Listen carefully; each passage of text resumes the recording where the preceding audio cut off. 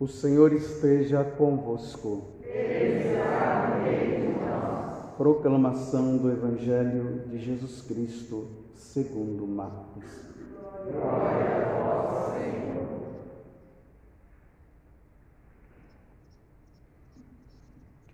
Depois que João Batista foi preso, João foi para a Galiléia, pregando o Evangelho de Deus e dizendo: Jesus foi para a Galiléia, pregando o Evangelho de Deus e dizendo: o tempo já se completou e o reino de Deus está próximo. Convertei-vos e crede no Evangelho. E passando à beira do mar da Galiléia, Jesus viu Simão e André, seu irmão, que lançavam a rede ao mar, pois eram pescadores. Jesus lhes disse: segui-me, e farei de vós pescadores de homens. E eles, deixando imediatamente as redes, seguiram a Jesus. Caminhando mais um pouco, viu também Tiago e João, filho de Zebedeu. Estavam na barca consertando as redes, e logo os chamou. Eles deixaram seu pai Zebedeu na barca com os empregados e partiram seguindo Jesus. Palavra da salvação. Glória a vós, Senhor.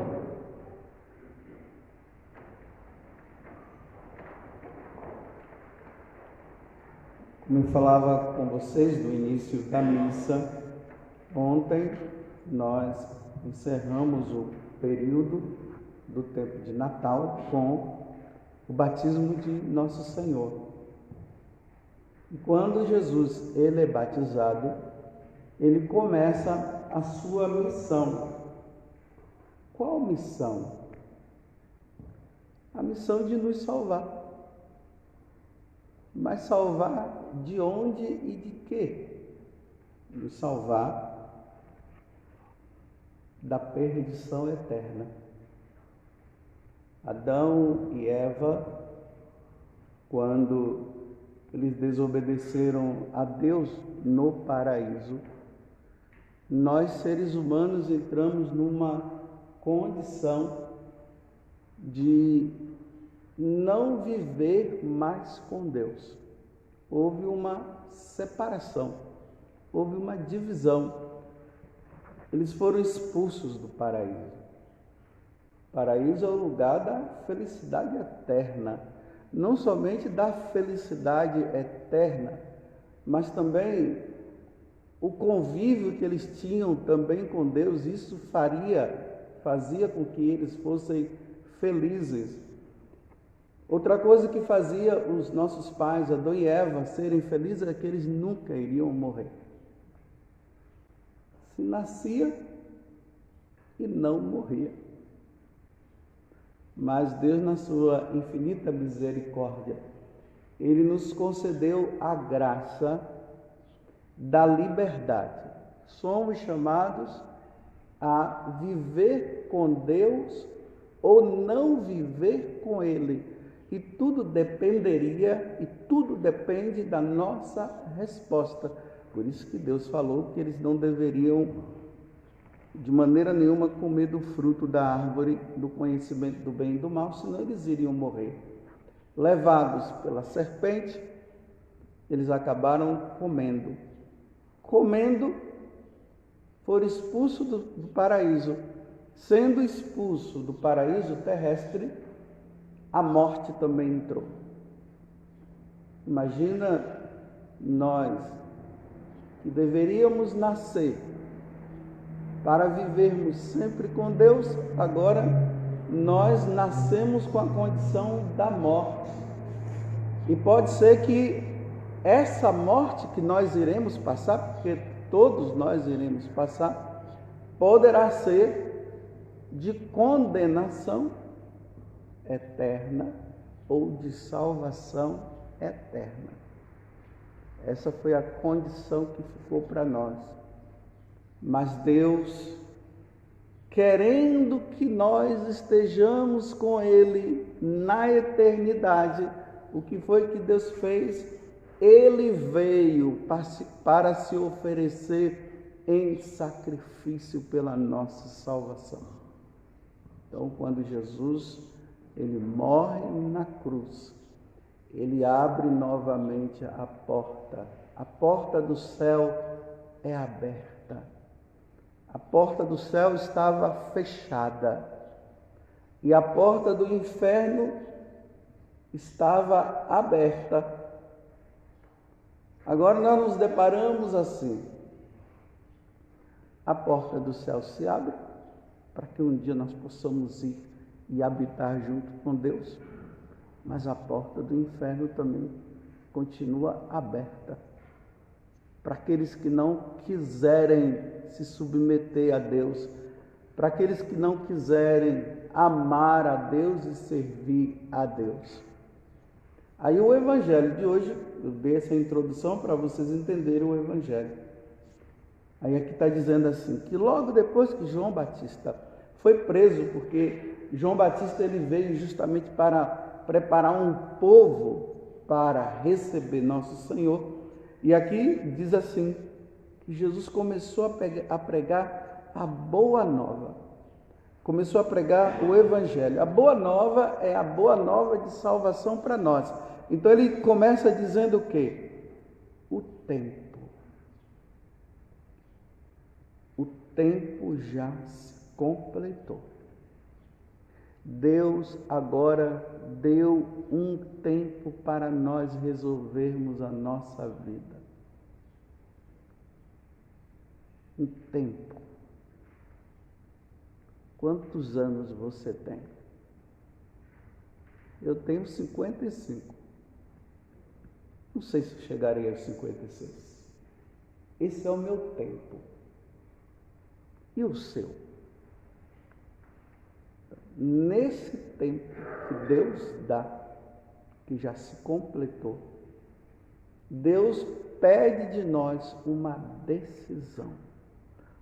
Ou nós seguimos Jesus e fazemos a vontade dele, e assim iremos para o céu, ou nós decidiremos de dar as costas para ele e viver sem ele. E aí ele completa dizendo: convertei-vos. É uma ordem. Mudem de vida. Se o teu caminho é esse, é um caminho que não leva para Deus, convertam-se, mudem. Creiam no Evangelho, creiam na Boa Nova, creiam na Boa Nova de salvação. Eis que eu venho do céu, diz Jesus, para dar a vocês a salvação. E essa salvação vai se dar quando eu morrer na cruz. Então, mudem de vida. São João, na primeira carta, ele diz assim, que o mundo jaz sobre o poder do maligno. O que é que São João está dizendo? Ele está dizendo que o demônio, ele exerce um poder sobre todos nós. Isso às vezes a gente não consegue entender direito. Eu vou falar uma coisa que talvez vocês também não entendam. Deus deu permissão ao demônio para ele nos tentar. Vocês sabiam disso? O demônio, ele tem essa missão. Não é que Deus quer, Deus mandou o demônio nos tentar. Deus, nesse tempo, ele permite que o demônio nos tente para que nós possamos dar a nossa resposta. E a nossa resposta vai ser: obedeceremos a Deus ou obedeceremos ao demônio? Porque Deus não quer que nós o sirvamos, Deus não quer que nós o sigamos forçado. Tem que ser algo livre. Eu quero ou não quero. Então, quando São João fala que o mundo jaz sob o poder do maligno, ele está dizendo assim: o demônio está nos tentando constantemente a nos afastar de Deus. Por isso que São Pedro vai dizer também: eis que o demônio ele está ao nosso redor como um leão a rugir, procurando uma oportunidade para nos devorar, para nos pegar. E aí São Tiago vai dizer que cada um é tentado de acordo com a sua concupiscência. A palavra concupiscência quer dizer inclinação. Cada um tem a sua inclinação. Cada um sabe qual é o seu pecado, o pecado que o domina. Uns é a bebida. Uns são tentados na bebida. Outros são tentados no sexo desenfreado. Sexo fora do casamento, sexo livre. Outros são tentados na mentira. Outros nessa corrupção. Olha como o mundo hoje está nessa corrupção, esse individualismo. As pessoas só pensam em si, um para o outro e dois para mim. E às vezes é tudo para mim, nada para o outro, não se divide, não se ajuda. Um individualismo, eu volto só para mim, o que me importa sou eu. Quantas divisões quando os pais deixam a herança para os seus filhos, aí os filhos vão lá e começam a brigar entre eles. Quantos irmãos sem se falar por causa de questão de herança, porque todas essas coisas passam. Cada um é tentado na sua inclinação. Tem aqueles que se afastaram de Deus mesmos, que não querem saber de Deus, cansaram de Deus, às vezes com uma concepção errada de Deus, pensa que Deus está ali apenas para resolver os meus problemas. Então eu estou atrás de Deus para que Ele possa, eu estou com dificuldade nisso, então eu peço, Ele me dá. Eu estou com uma pessoa doente, aí eu peço, a pessoa fica curada. Aí quando eu peço e Deus não dá e fica revoltado e se afasta de Deus. Ah, Deus não gosta de mim, Deus não quer saber de mim. O quê? Deus não quer saber de você? Deus não ama você? Se Ele te deu a vida e morreu por você, Ele não quer saber de você? As pessoas vão se afastando. E o tempo se completou. Convertei-vos e crede no Evangelho. E aqui nós nos deparamos com uma situação que também hoje é difícil das pessoas entenderem. E quem me ouve, costuma me ouvir, sabe que eu sempre falo disso. As pessoas querem se salvar. As pessoas querem ir para o céu sem mudar de vida, levando uma vida errada. A ordem de Jesus é: convertei-vos, mudem de vida, creiam no Evangelho, creiam na Boa Nova. Não, eu quero sim, eu quero até estar com Deus, eu quero viver com Deus, mas o que é que tem eu adulterar? Mas o que é que tem? Eu tenho lá tenho uma empresa, e o que é que tem? Eu roubar? Não pago como deveria pagar? O que é que tem? O que é que tem? Eu cansei da minha esposa e agora eu vou viver com outra. O que é que tem? Mas no final, levando essa vida dupla, Porque com Deus não se tem vida dupla. Ou é ou não é. Ou segue ou não segue. E aí no final, está no céu. No final o que eu digo é, só leva uma vida errada, ela não quis saber de Deus, não ia atrás dele. Aí chega no final, quando morre, está no céu. E aí eu sempre lanço essa pergunta, é verdade? Está mesmo? Não quis saber de Deus o tempo todo, agora está no céu? Se salvou mesmo? Como é que vamos nos salvar levando uma vida errada, meus irmãos? Como você vai se salvar levando uma vida errada? Tem gente querendo dar nó em Deus. Sabe como é que se dá nó em Deus?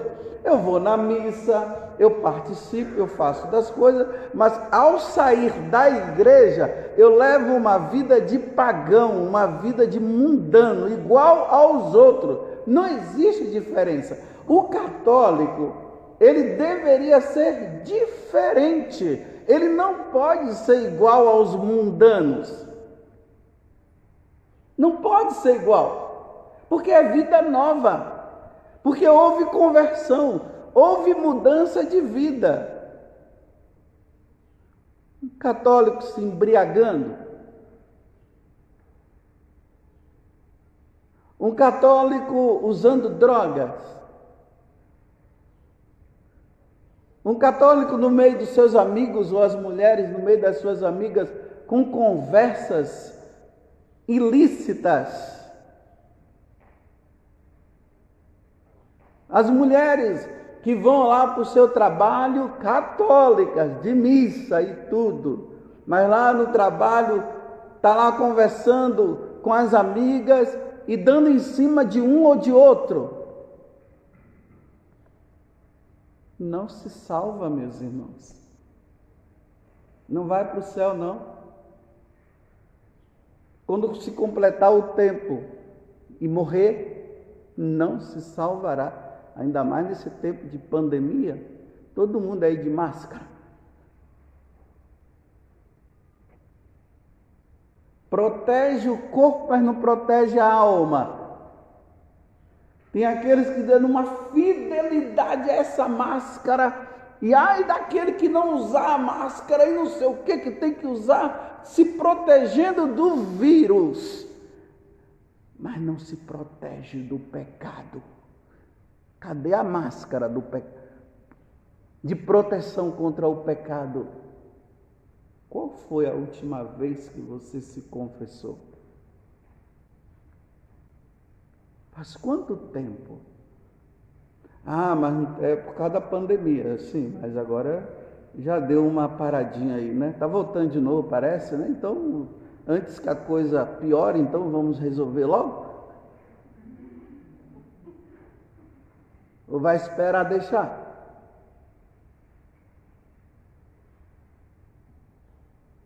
Essa vida mundana.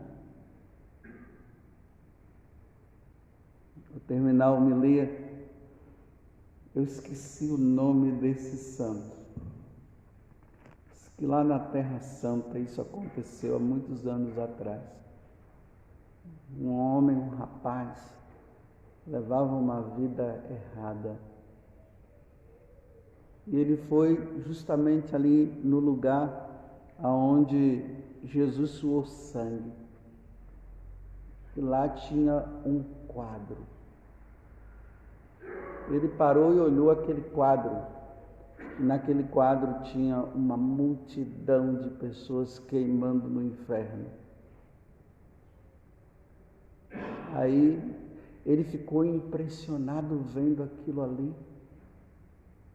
Aí Nossa Senhora apareceu para ele e disse para ele: meu filho, se você não mudar de vida, é para lá que você irá.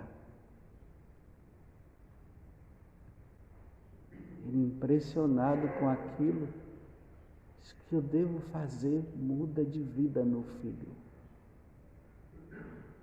E a solução que ele encontrou foi entrar no mosteiro. Não foi das carmelitas, não.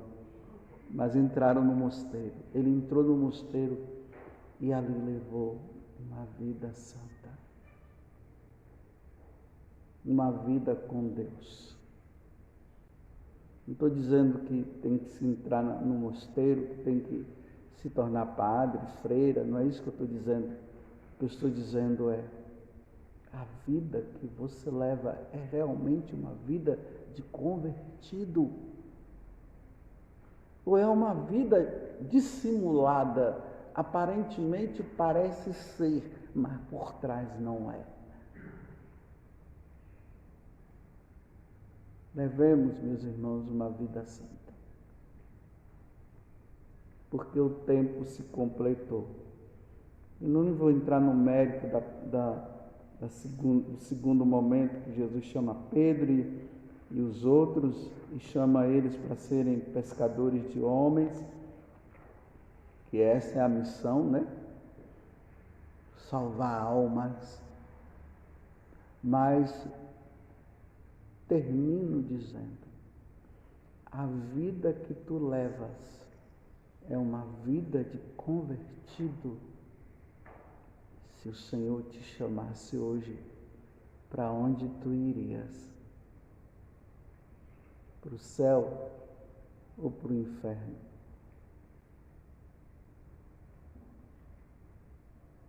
A tua inclinação é para onde?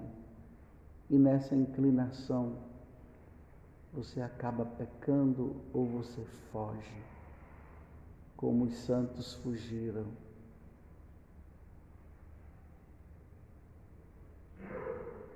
Tem muita gente pensando que porque tem cargo na igreja está salvo.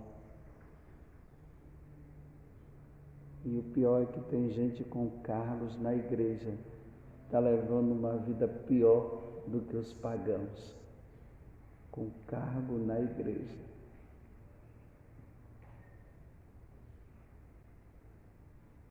Que Deus nos conceda a graça, que Deus me dê a graça, eu, Padre José Augusto, preciso morrer santamente. Porque depois que eu descobri que até padre no inferno tem, aí eu fiquei preocupado.